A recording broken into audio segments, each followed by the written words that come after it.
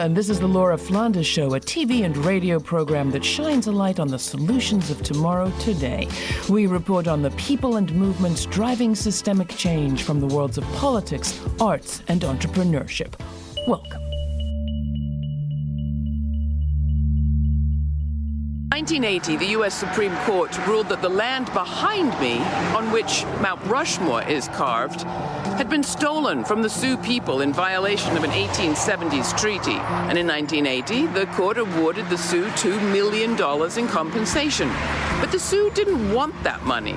They want the land. And they want it still. And not just to own it, but to operate it and look after it in an entirely different way. I'm in South Dakota, in the Black Hills, with the people of the NDN Collective, looking at their work around this campaign they call Landback. How did a demand that First Nations and Indigenous people have long been making become a new campaign to radically transform communities, society, and more? At the NDN office in Rapid, I spoke with Landback campaign director Krystal Two Bulls and president and CEO Nick Tilsen to learn more. In 1 year, what we've been able to accomplish feels like we've been organizing this campaign for like 5 years. We were obviously catalyzed on July 3rd when we did the action where, Nick Tilsen and myself and another of our organizers with other land defenders were arrested. And that action itself was catalyzed as well by the Movement for Black Lives and the organizing that they had done around the murder of George Floyd and calling out and tearing down, colonial statues that continue to uphold white supremacy in the narrative of white supremacy in this country. For us, sitting here in the Black Hills watching this happen and Trump was coming here, I thought about what could we do? What could we do as Lakotas, as Indigenous people, to stand in solidarity with the Black liberation movement in the moment of a racial uprising, but stand in our own power with our own identities and who we are, but contribute to that narrative, but at the same time make sure that the struggle for Indigenous people, Indigenous lands, and our future isn't erased in the process. And I was like, this is perfect. Because the Mount Rushmore is not something it's not a statue that you can topple. It's not a flag that you can lower. It's not a painting that you can take off the wall. The only way to achieve justice in this situation is return the land. From that moment, the hashtag, which originated from our relatives up north in so-called Canada and artists from up there, it just took off here in the so-called US. And so from that moment, we've just been running, pretty much sprinting a marathon race. But we had our official launch on Indigenous Peoples Day, and we were really intentional about that day being a day for us to really ground almost every Indigenous struggle in Landback, in really pushing forth the meta-narrative of Landback as the ultimate connector, right? And the ultimate umbrella of organizing. Pretty much anything that Indigenous peoples are organizing towards in fighting for can fall up underneath the banner of Landback. First and foremost, Landback is literal reclamation of land, right? It is literally, we want access to our lands. We want to be able to embody our original instructions to be the caretakers of this land. That's not in a colonial context in terms of the way, people think about ownership of the land. For us, that's not the context, right? It's more about returning to the land, because the way that we're taught and our ceremonies and our teachings tell us is that we are the land and we belong to the land, not the other way around. And Landback is also the reclamation of everything stolen from us when we were forcefully removed from the land. And that includes our ceremonies, that includes our languages, that includes our way of life, our culture, our spirituality. But we had all of that pre-colonization. We absolutely want to meet the needs of our people. Our people need housing. Our people need a better education system. Our people need jobs. Our people need child care centers. Our people need all the things that people need in society today to meet their needs. We want to make sure that we create community development strategies to help accomplish that. right? And that's some of the work that we're engaged in now. It's where we're reclaiming different lands here right in the Black Hills, right here in Rapid City. Some of them we're buying, some of them we're getting gifted, some of them are being negotiated, some of them the city are having to give up or return them. And we're utilizing those lands to engage.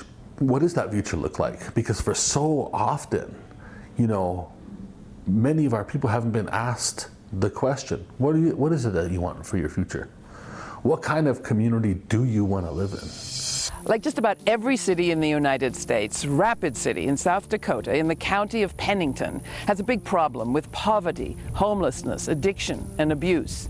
They've spent millions of dollars trying to address that problem too. But in the winter of 2020, the movement organization NDN Collective arguably accomplished more when they brought dozens of their relatives from downtown up here into the hills to a camp, a Tipi camp called Camp Mniluzahan. Since mid-October, Camp Mniluzahan has provided shelter and community to those in need. Today, they allowed the media in for the first time, giving details about day-to-day life in the camp and insight for the future. There are between 12 and 20 volunteers a day and any number of people using their services, which makes the camp into a mini community with multiple tents, a mess hall, and even a communal fire. One of the main volunteers said their goal is to protect relatives. I spoke to two of the members of NDN Collective about what happened here.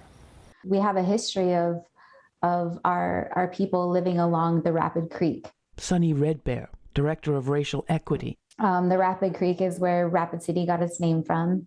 And it was called Mniluzahan, which is swift or rapid water. And many of our relatives gravitate towards that, right? Like water's life, it has energy, you know, there's safety in it. And so a lot of our unhoused relatives stay along that creek. Our creek patrol started last summer. Hermus Bettelyoun, racial equity organizer. Initially to check and make sure the welfare and safe being of our people, our relatives down on the creek here in Rapid City, offering supplies such as hygiene, blankets, food, sandwiches, every now and then a hot meal, taking it out to them and just making sure their overall safety is okay. There's a lot of gaps in services wherever you are, whatever city you reside in. And so Creek Patrol was kind of a call to action, as you will, by a group of individuals that just saw that need and that went out there and just did the work. They started over a year ago now, and I came into Creek Patrol about 3 months later.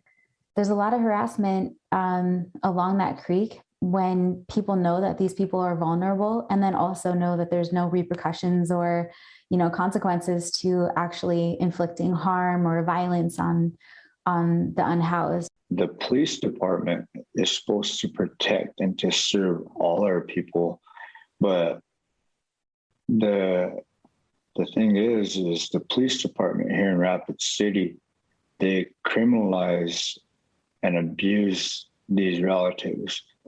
What was the relationship between the work of the Creek Patrol, working with the unhoused relatives down along the creek, and the creation of Camp Mniluzahan that followed?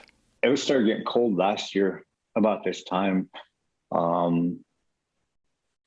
So we needed someplace for them to go.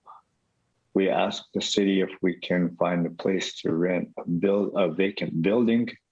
We reached out to the mayor. They left us with no options. And so we decided, well, we're going to set up teepees here and a central area where they can just walk over and, you know, have a warm place. The city and the police department surrounded us with, I think, half the police force, if not the whole police force, and a SWAT team and some highway patrol. But they surrounded us and arrested us for trying to protect our relatives. When we got out of jail and we were showed this place, And we came over the hill, and it was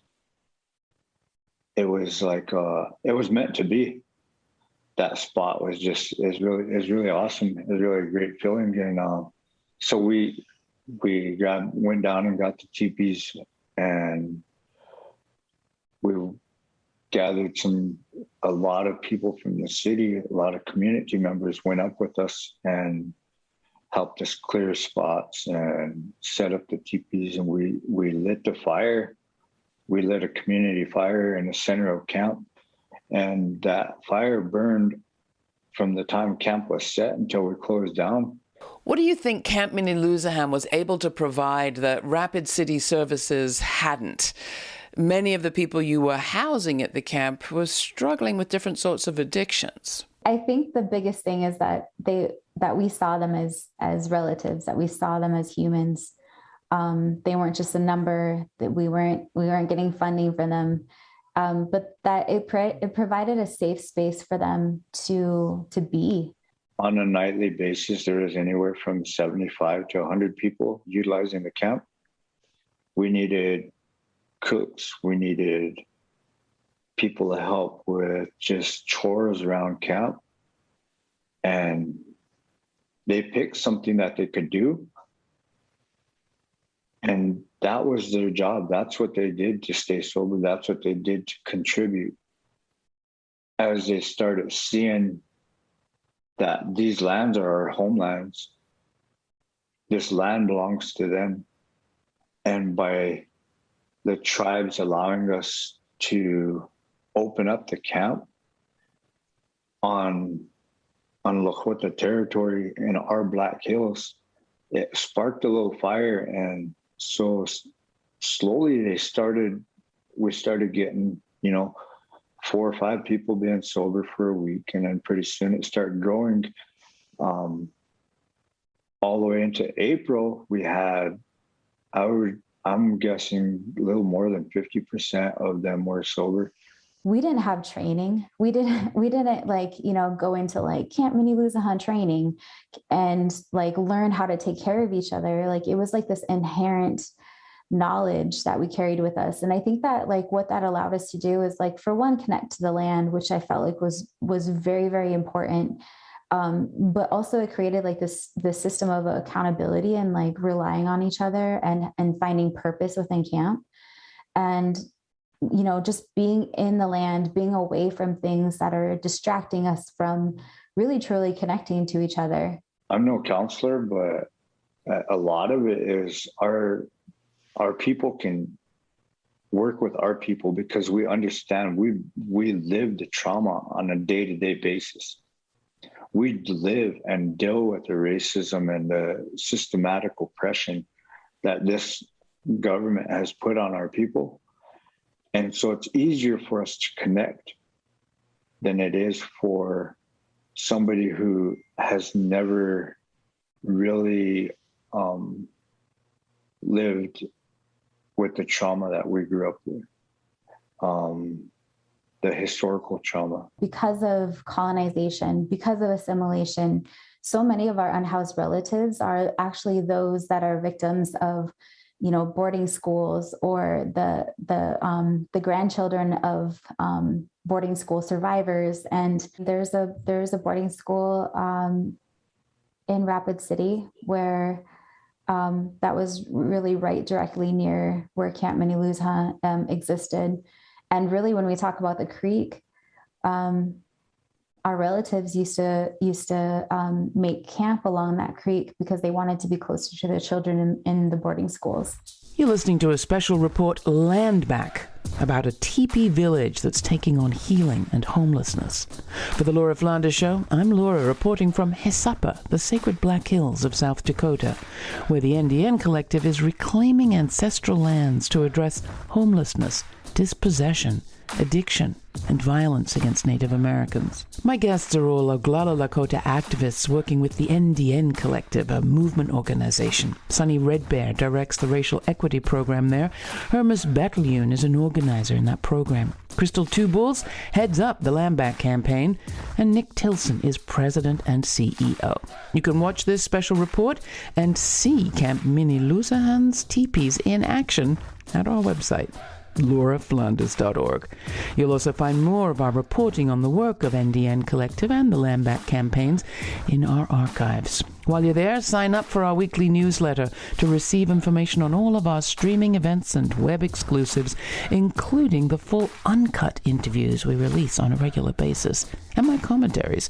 Our upcoming uncut interview is with NDN Collective Director of Racial Equity, Sunny Redbear, and my latest commentary is on the lessons to be learned from worker co-ops and how they coped in the face of COVID. Next, Amy Sazu breaks down what's become of the Rapid City Indian boarding school lands and the work of the NDN Collective's Landback campaign, not just to reclaim land, but also to reclaim history.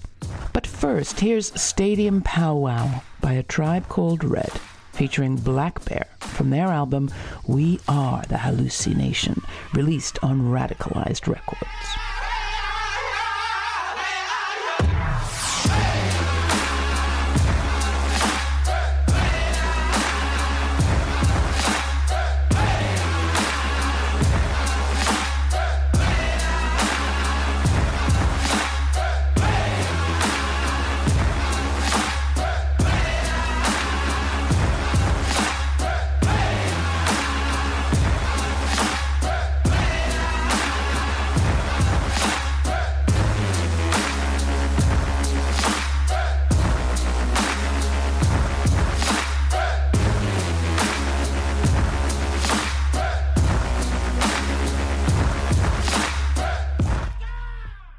The trauma of the not-so-distant past runs into the present along the banks of Rapid Creek.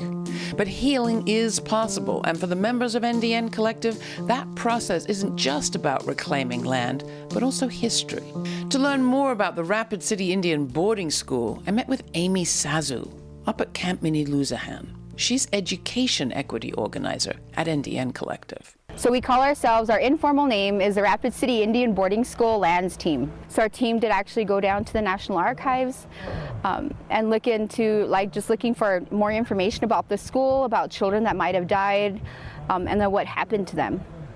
So in that process, we found over 50 kids that died at the Rapid City Indian Boarding School. And we knew just from stories in our communities that a lot of these kids' families were looking for them. And so identified the names, kind of got that part of the project going. But in the meantime, we opened up this whole big issue about the land. So from Bacon Park in Rapid City all the way to Canyon Lake was all land that belonged to the school. And the reason it had so much land is because the kids went to school for a very minimal time in the morning and then worked. That was the point of the boarding school system, was to strip away identity, culture, anything having to do with being Lakota, and get people who are ready to join the workforce. And so that's what they were doing with these kids. And so this land, when the boarding school closed, Rapid City leadership went to the Department of Interior. The Department of Interior issued a statute that said that the land could be used for in three different ways. So the first is that it could be given for free to schools, the National Guard, parks, and needy Indians could get it for free. West Middle School, the school district got parts of it. Churches bought a ton of it.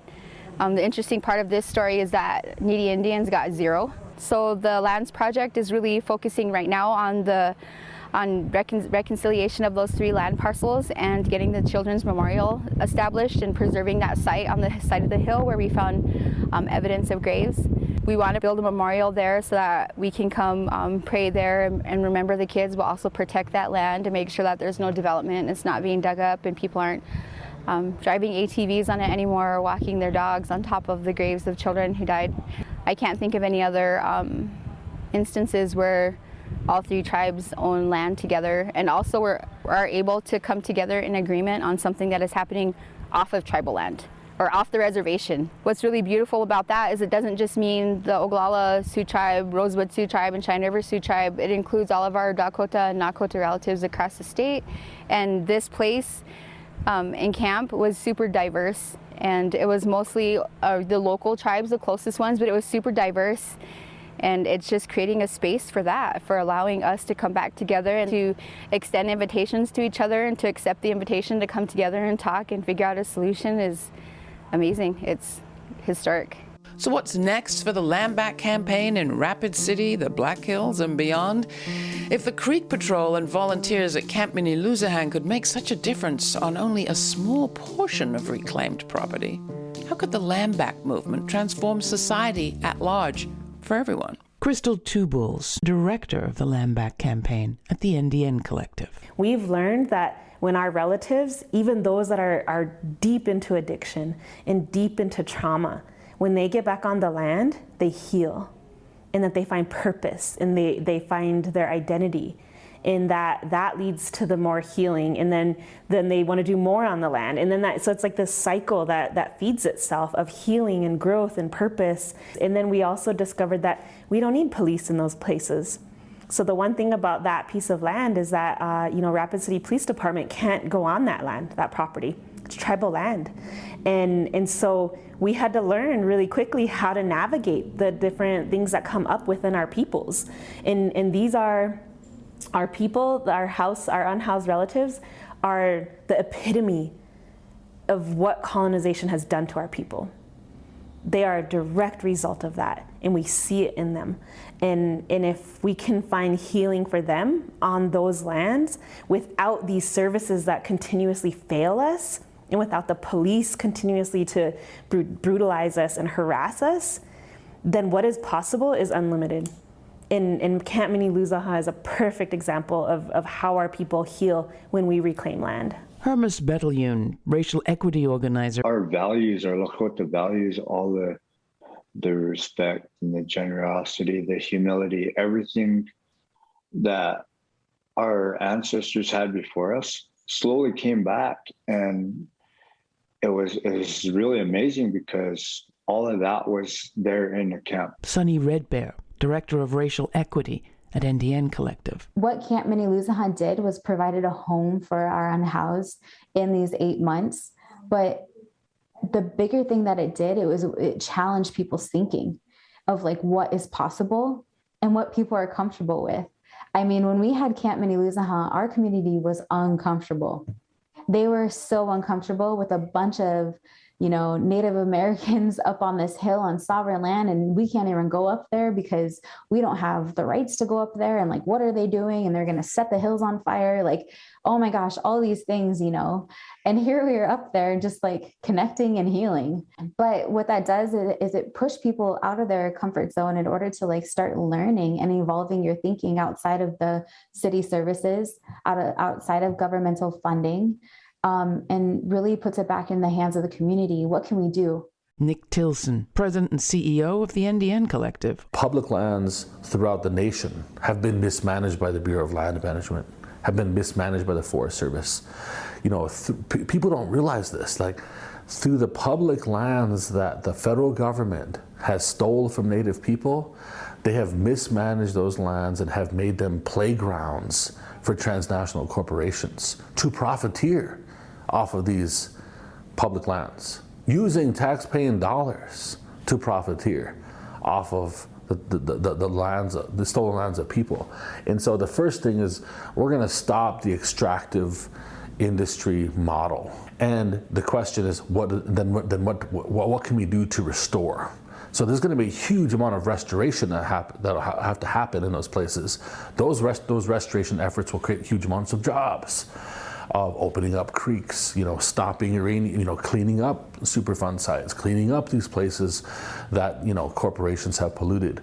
Those will create jobs. And then thinking about what does regenerative economics look like in these places. There's a direct correlation between the healing of Indigenous people and the healing of the land. Amy Sazu, education equity organizer at NDN Collective. The big picture, big story is that you can't erase parts of history and then try to say that we're a healing or in reconciliation until there's truth and there's a recognition of a full and accurate history of, not just our country, but specifically of Rapid City. Landback isn't just literal land back, it's reclamation of cultural identity, it's reclamation of even solidarity, of standing together with relatives and people and recognizing that we're all related and that we're in this together and we're stronger together. Solidarity is what is getting all of this done. Krystal Two Bulls. If I had a choice in what I was doing as a career and what I was doing in my life, I wouldn't necessarily choose this.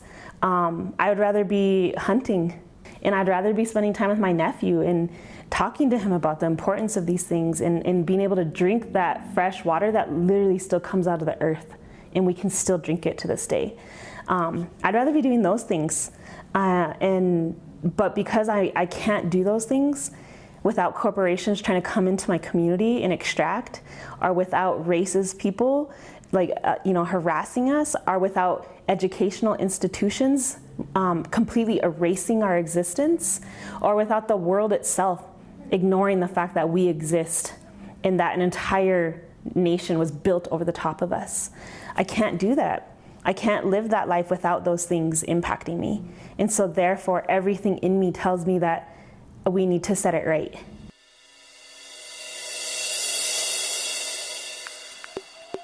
Land. In this country, so far at least, land has meant influence and power. In the Landback struggle, that's a part of it, regaining something that's been lost. But Landback's not just about what is controlled, it's about how it's cared for, how that land is used, for what purpose, how it's tended, with what sort of a view to people, the place, and future generations.